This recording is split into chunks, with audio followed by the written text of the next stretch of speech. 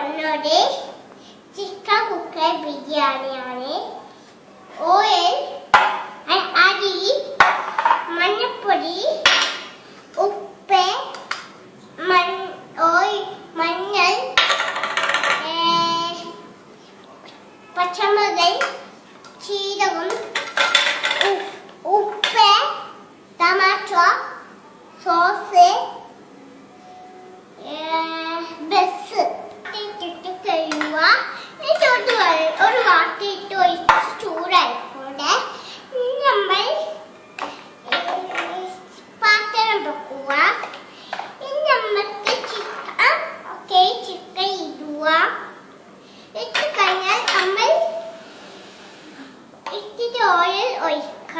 ചട്ടി നമ്മൾ ഇനി പച്ചമുളകാണ് ഇടാൻ പോലെ. പച്ചമുളക് ഇട്ട് കഴിഞ്ഞു. നമുക്ക് ടൊമാറ്റോ സോസ് ഇടാൻ പോവാണ്. നമ്മൾ ഇറച്ചി കഴിഞ്ഞിട്ടുണ്ട്. അപ്പൊ അത് ഒരു ചീണ്ട പോലാണ്.